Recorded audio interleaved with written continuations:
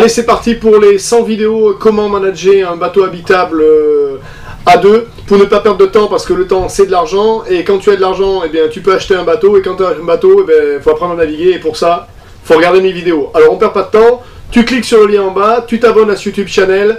Les deux points clés, quand tu vas rechercher des vidéos sur la page Patreon, il y a un listing, tu regardes le titre que tu cherches et le numéro de la vidéo, et là tu cliqueras sur le lien et clac, ça t'enverra sur la vidéo que tu recherches. Allez, c'est parti, les 100 vidéos, comment gérer un voilier. Allez, bonjour à tous et bienvenue sur ces 100 vidéos techniques. Bon allez, on a fait l'achat du bateau, tout ça c'est réglé, on a fait le rôle de la compagne, là on va attaquer la suite avec voilà, l'électricité. Surtout les sources électriques, et puis je vais mettre à côté derrière les dépenses, comment on fait pour économiser de l'électricité sur un bateau. Il y a plein de moyens d'économiser de l'électricité, on va en discuter. Et puis je vais aussi parler de ce portique arrière, j'ai le portique le moins cher du monde, et voilà, dans la partie Patreon je vais expliquer ça. Mais bon, on est parti pour les sources d'électricité. Bon, si vous n'êtes pas abonné à ce YouTube channel, profitez-en, abonnez-vous, vous allez profiter d'un bon bagage de vidéos. Il y en a une partie qui est réservée un peu plus technique à ceux qui me soutiennent, mais il y a quand même pas mal là-dessus.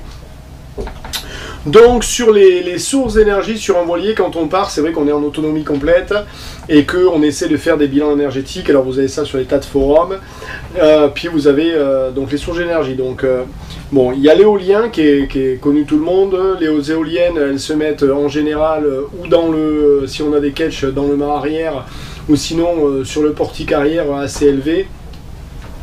Elles se mettent souvent du côté au vent. Puisque quand on fait un tour du monde, le vent vient pratiquement toujours du même côté. C'est quand même un budget assez important, l'éolien. Il y en a qui marchent plus ou moins bien.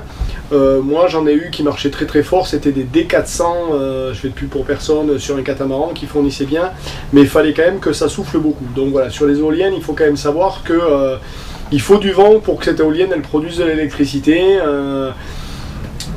Voilà, ça paraît stupide de dire ça puisque ça marche au vent, mais vous allez voir que ça a une importance, mine de rien, en fait, c'est rare qu'on ait du vent quand on est au mouillage. Le solaire.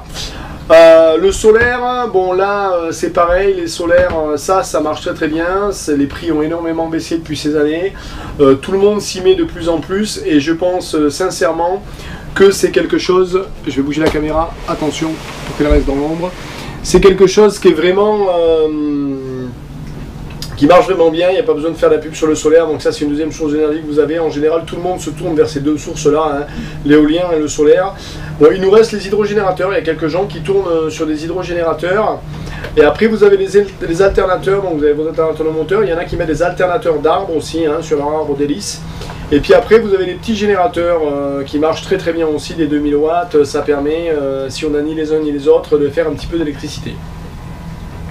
Bon, de l'autre côté on a pas mal de dépenses électriques sur un bateau, là-dessus, bon voilà, on a les lumières générales, bon là-dessus maintenant tout le monde passe en LED, c'est évident.